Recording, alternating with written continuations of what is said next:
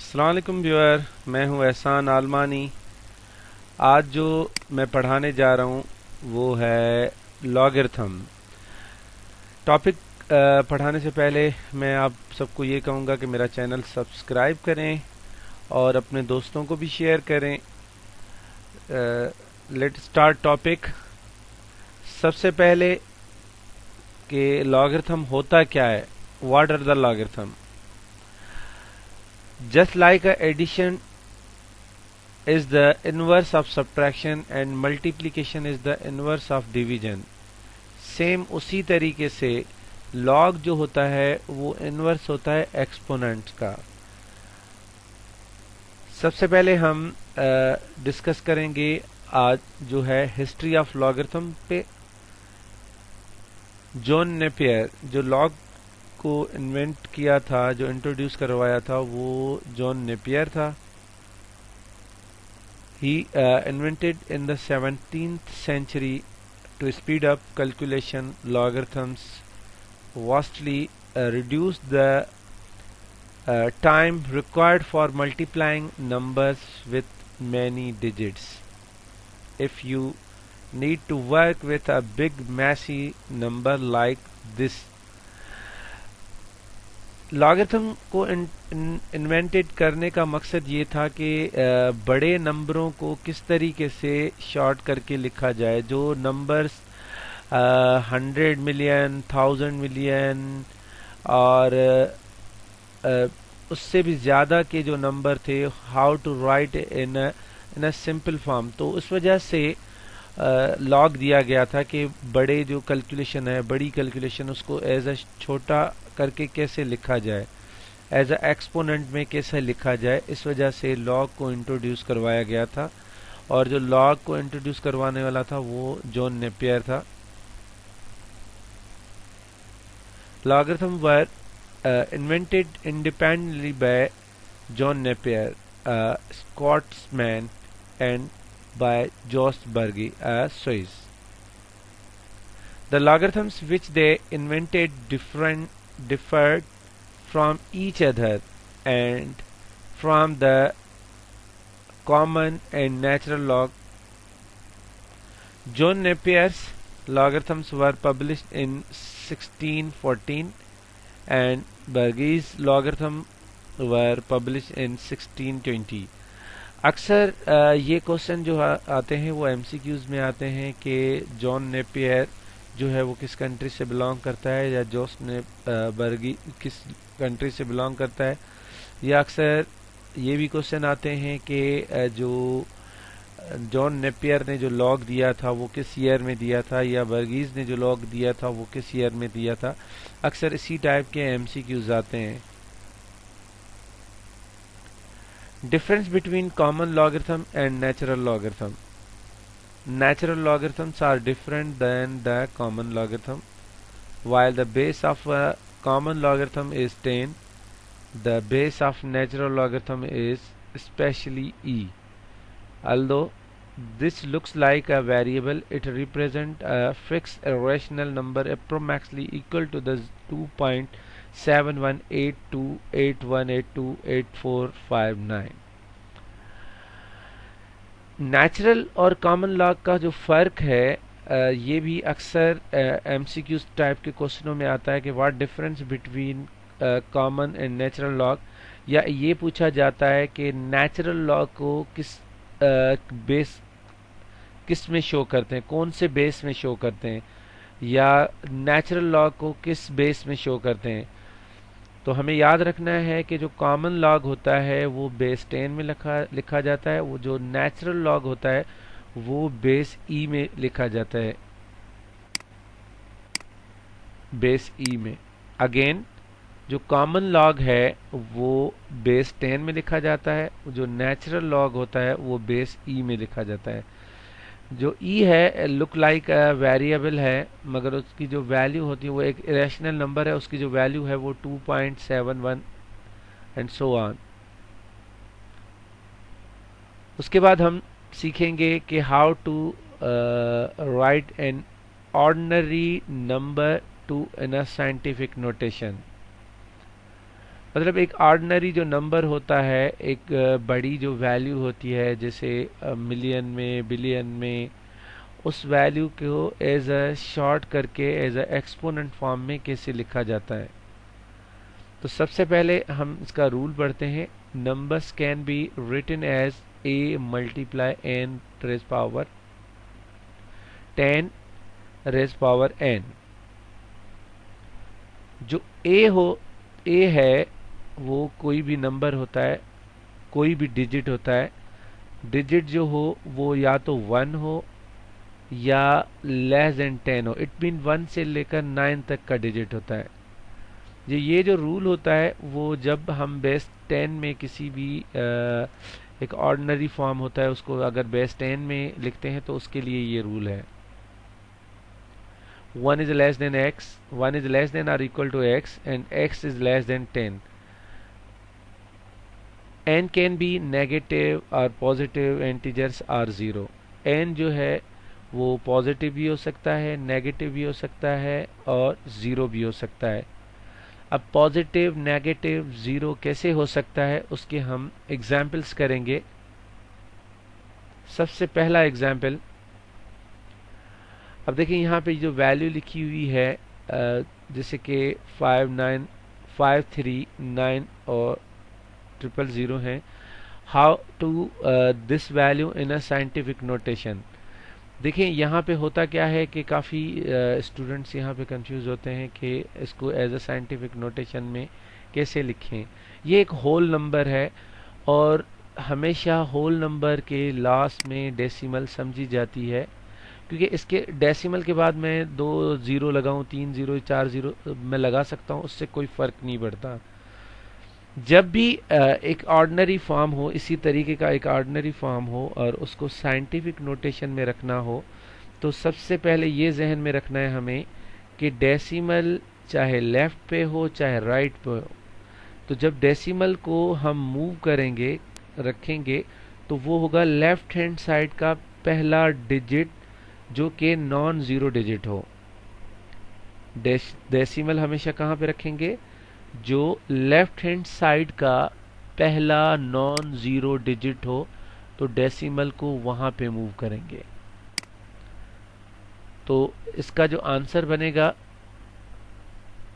वो बनेगा 5.39 into 10 raise power 5। अब 10 रेज पावर 5 कैसे आया? अब डेसिमल यहाँ से लेकर डेसिमल जैसे कि राइट टू लेफ्ट गई है, जितने स्टेप इसने पार किए, स्टेप का मकसद जैसे कि ये 1, ये 2, ये 3, ये 4 और ये 5। 5 के बाद डेसिमल आई तो इसका मकसद ये हुआ 10 रेज पावर 5। अगेन देखें, जैसे ये फर्स्ट स्टेप इसने पार किया, ये सेकंड स्टेप, ये थर्ड स्टेप, ये फोर्थ और ये फिफ्थ। तो इस वजह से हमने लिखा 5.3239 इंटू 10 रेज पावर 5। एक और एग्जाम्पल ले लेते हैं, 782398। अब यहाँ पे भी ये होल नंबर है और होल नंबर के लास्ट में हमेशा डेसिमल समझी जाती है अगर डेसिमल गिवन ना हो तो। अब इसको अगर मैं साइंटिफिक नोटेशन में रखूंगा तो फॉर एग्जाम्पल डेसिमल यहाँ पे है, तो डेसिमल जो मूव होगी जो लेफ्ट हैंड साइड का पहला नॉन ज़ीरो डिजिट हो, तो लेफ्ट हैंड साइड का जो पहला नॉन ज़ीरो डिजिट है वो 7 है। तो ये जो डेसिमल है ये मूव करेगी 7 और 8 के बिटवीन। तो इसका जो आंसर बनेगा वो 7.82398 इंटू 10 रेज पावर 5। अब 10 रेज पावर 5 क्यों? क्योंकि उसी तरीके से जिस तरीके से हमने पहला एग्जाम्पल किया था, सेम उसी पैटर्न से। अब डेसिमल कितने स्टेप मूव कर रही है? ये 1 स्टेप, ये सेकंड स्टेप, ये थर्ड स्टेप, ये फोर्थ स्टेप और ये फिफ्थ स्टेप के बाद। तो इसका मकसद 10 रेज पावर 5, मतलब 10 का पावर जो भी पावर होगा वो इट मीन डेसिमल की मूवमेंट का होगा। एक और एग्जाम्पल ले लेते हैं। फॉर एग्जाम्पल अगर मैं यहाँ पे लिखूं 42.31, अब ये ऑर्डिनरी फॉर्म है। अगर इसी ऑर्डिनरी फॉर्म को मैं एज अ साइंटिफिक नोटेशन में रखूं तो डेसिमल मुझे जो लेफ्ट हैंड साइड का पहला नॉन जीरो डिजिट होगा उसके बाद देनी होगी। तो लेफ्ट हैंड साइड का पहला नॉन जीरो डिजिट से मुराद वो जीरो ना हो, या वो 1 हो या 2 हो, 3 हो, 4 हो, 5 हो, 6 हो, 7 हो या वो 9 हो। क्योंकि जो डिजिट्स होते हैं वो आपके 1 से लेकर 9 तक के आगे जो भी होंगे वो नंबर होंगे, डिजिट नहीं होंगे। तो ये डेसिमल है वो मूव करेगी 4 और 2 के बिटवीन। तो इसका मकसद ये हुआ कि इसका जो आंसर बनेगा वो 4.231 इंटू 10 रेस पावर, कितने स्टेप पार की? एक स्टेप। तो 10 रेस पावर 1 दे दें या खाली 10 भी लिख दें तो इसका पावर 1 ही समझा जाता है। एक और एग्जाम्पल ले लेते हैं। 534.29, इसको साइंटिफिक नोटेशन में रखना है क्योंकि ये ऑर्डिनरी फॉर्म है। अब इसको साइंटिफिक नोटेशन में रखना है। तो साइंटिफिक नोटेशन में रखने के लिए मैं बार बार रिपीट कर रहा हूँ कि डेसिमल को हम मूव करते हैं जो लेफ्ट हैंड साइड का पहला नॉन जीरो डिजिट होगा। तो लेफ्ट हैंड साइड का जो पहला नॉन जीरो डिजिट है वो है 5। अब इस डेसिमल को जो मूव करेंगे वो 5 और 3 के बिटवीन। तो इसका जो आंसर आएगा वो 5.3429 इंटू 10 रेज पावर 2, क्योंकि डेसिमल ने 2 नंबर मूव किए हैं। उसके साथ साथ एक और एग्जाम्पल लेते हैं, जैसे कि 4.354। स्टूडेंट अक्सर इसी टाइप के क्वेश्चन से परेशान भी होते हैं और कंफ्यूज भी होते हैं। अब देखें यहाँ पे हम डेसिमल कैसे मूव करें और 10 का पावर लिखें। तो यहाँ पे डेसिमल ऑलरेडी उसी प्लेस पे मौजूद है जिस प्लेस पे हम साइंटिफिक नोटेशन के रखने के लिहाज से करते हैं, जो लेफ्ट हैंड साइड का पहला नॉन जीरो डिजिट। तो लेफ्ट हैंड साइड का पहला नॉन जीरो डिजिट जो है वो 4 है, तो इट मीन डेसिमल ऑलरेडी उसी प्लेस पे है। तो इसको एज अ साइंटिफिक नोटेशन में कैसे रखेंगे? 4.354 इंटू 10 रेज पावर 0। क्योंकि 0 इस वजह से क्योंकि डेसिमल जो है वो उसी नंबर पे है जिस नंबर पे पहले ऑलरेडी मौजूद थी, कोई मूवमेंट नहीं हुई, तो इसका मकसद 10 रेज पावर 0। सेम उसी तरीके से एक और एग्जाम्पल लेते हैं। अब यहाँ पे जो है 0.000321 है। अब जो डेसिमल है वो लेफ्ट हैंड साइड पे है, पहले जो थी डेसिमल राइट हैंड साइड पे थी या मिड में थी, अब लेफ्ट हैंड साइड पे है। अब डेसिमल चाहे, मैंने आप लोगों को पहले ही बता दिया कि डेसिमल चाहे लेफ्ट पे हो चाहे राइट पे हो, जब हम उसको साइंटिफिक नोटेशन में रखेंगे तो हमेशा डेसिमल लेफ्ट हैंड साइड का जो पहला नॉन जीरो डिजिट होता है उसके बाद रखी जाती है। तो लेफ्ट हैंड साइड का पहला नॉन जीरो डिजिट जो है वो है 3। तो डेसिमल जो मूव करेगी वो 3 के बाद, तो इसका जो आंसर बनेगा वो 3.21 बनेगा और इंटू 10 रेज पावर। अब डेसिमल जो है वो लेफ्ट टू राइट जा रही है। डेसिमल जब लेफ्ट टू राइट जाती है और उसको जब साइंटिफिक नोटेशन में हम रखते हैं तो उसका जो पावर बनता है वो नेगेटिव बनता है। अब जितने स्टेप ये इसने पार किए, जैसे कि ये फर्स्ट स्टेप, ये सेकंड स्टेप, ये थर्ड और ये फोर्थ। अब फोर्थ स्टेप के बाद डेसिमल आई तो इसका मकसद हुआ 3.21 इंटू 10 रेज पावर -4। सेम उसी तरीके से एक और एग्जाम्पल लेते हैं कि 0.189। सेम वही क्वेश्चन, उसी तरीके का क्वेश्चन है कि जो डेसिमल है आपकी लेफ्ट हैंड साइड पे है। तो जब इसको मैं साइंटिफिक नोटेशन में रखूंगा तो लेफ्ट हैंड साइड का जो पहला नॉन जीरो डिजिट होगा उसके बाद डेसिमल रखेंगे। तो इसका जो आंसर आएगा वो 1.89 इंटू 10 रेज पावर। अब एक स्टेप इसने पार किया तो इसका मकसद 10 रेज पावर -1। एक और एग्जाम्पल लेते हैं, जैसे कि फॉर एग्जाम्पल अगर मैं यहाँ पे लिखूँ 0.0001432। अब देखें डेसिमल जो है वो लेफ्ट हैंड साइड पे ऑलरेडी है, तो जब इसको हम साइंटिफिक नोटेशन में रखेंगे तो डेसिमल को जो मूव करेंगे वो लेफ्ट हैंड साइड का पहला नॉन ज़ीरो जो डिजिट होगा उसके बाद रखेंगे। तो लेफ्ट हैंड साइड का पहला नॉन ज़ीरो जो डिजिट है वो 4 है, तो इसका जो आंसर बनेगा वो 4.32 into 10 raise power 1 step, second, third और फोर्थ स्टेप, तो इट मीन -4। आई होप कि आप लोगों को साइंटिफिक नोटेशन में रखने का तरीका समझ में आ गया होगा। अब जो हम करने जा रहे हैं कि how to write a scientific notation in a ordinary form.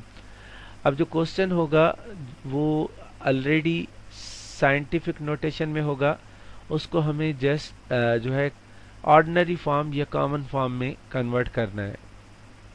तो सबसे पहला वाला क्वेश्चन है 3.264 इंटू 10 रेज पावर 2। अब पावर जो है इसका पॉजिटिव है, इट मीन डेसिमल जो मूव करेगी वो राइट हैंड साइड पे मूव करेगी। इसके कहने का मकसद ये है कि इसका ऑर्डिनरी फॉर्म था क्या जो इसको साइंटिफिक नोटेशन में रखा और इसका पावर जो है वो 2 पॉजिटिव बन गया। तो जाहिर है डेसिमल जो होगी वो 6 और 4 के बिटवीन होगी, इस लिहाज से वो उसने मूव किया, तभी इसका 10 रेज पावर 2 बना। अब इसी तरीके से हमें क्या करना है, डेसिमल की जो मेन वैल्यू थी जहाँ पे डेसिमल मौजूद था वहाँ पे हमें इसको अगेन रखना है और बेस 10 को ख़त्म करना है। अब ये याद रखना है कि अगर पावर पॉजिटिव है तो डेसिमल जो मूव होगी वो राइट हैंड साइड पे होगी। ये 1 स्टेप और ये 2 स्टेप। अब 2 स्टेप के बाद डेसिमल रखी जाएगी, तो यहाँ पे जो आंसर बनेगा वो 326.4 बनेगा।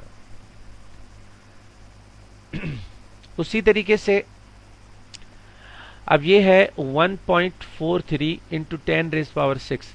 अब यहाँ पे तो 1.43 मतलब आफ्टर डेसिमल सिर्फ 2 डिजिट हैं और हमें चाहिए 6, तो 2 डिजिट ऑलरेडी मौजूद हैं, रिमेनिंग हम 0 लेंगे।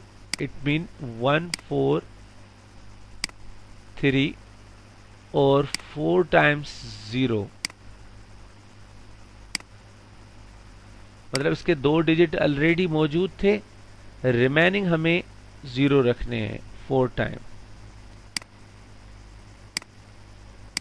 Okay, now next one example.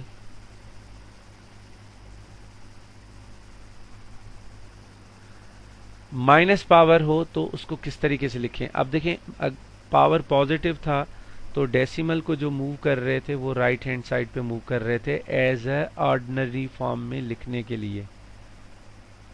अब यहाँ पावर जो है वो नेगेटिव है, अगर इसको मैं ऑर्डिनरी फॉर्म में लिखूंगा तो डेसिमल को जो मुझे मूव करना है वो लेफ्ट हैंड साइड पे, जितना 10 का पावर होगा उतना ही मुझे लेफ्ट हैंड साइड पे डेसिमल को मूव करना है।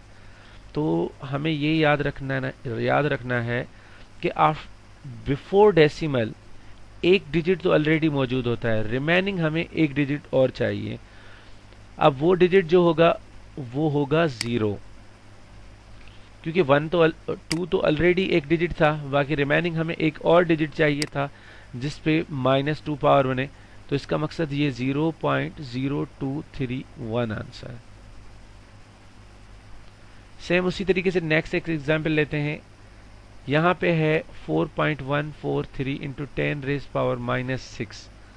अब पावर नेगेटिव है, इट मीन जो डेसिमल होगा वो लेफ्ट हैंड साइड पे मूव करेंगे जितना इसका पावर होगा।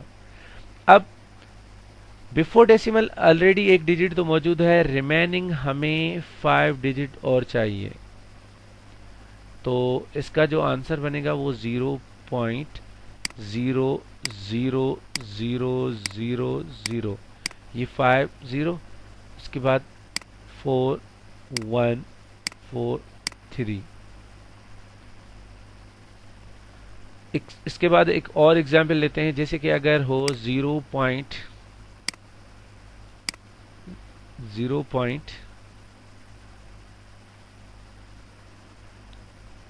फॉर एग्जाम्पल, इसका एक और एग्जाम्पल लेते हैं। हम एग्जाम्पल ले रहे हैं साइंटिफिक नोटेशन का। अगर यहाँ पे लिखा हो 4.29 into 10 रेज पावर -5, तो बिफोर डेसिमल एक डिजिट ऑलरेडी मौजूद है, रिमेनिंग हमें 4 जीरो चाहिए। तो इसका जो आंसर बनेगा वो 0 पॉइंट, अब देखें बिफोर डेसिमल वाला 0 हमें काउंट नहीं करना, आफ्टर डेसिमल वाले 0। तो 1 2 3 4। अब देखिए यहाँ हमें 4 0 देने हैं, क्योंकि एक डिजिट जो है वो 4 ऑलरेडी मौजूद है, क्योंकि इस 10 का पावर जो है वो -5 है। तो 4 0 आएंगे और उसके साथ साथ जो इसका फ्रंट वाला डिजिट होगा वो 4 है। तो यहाँ 4 2 एंड 9 आंसर। आई होप कि आप सबको ये बिल्कुल आराम से समझ में आ गई होंगी। तो लेक्चर के लास्ट में मैं दोबारा आप लोगों से कहूँगा कि मेरा चैनल सब्सक्राइब करें और अपने दोस्तों को शेयर करें। इंशाल्लाह हम नेक्स्ट लेक्चर में एक नए लेक्चर के साथ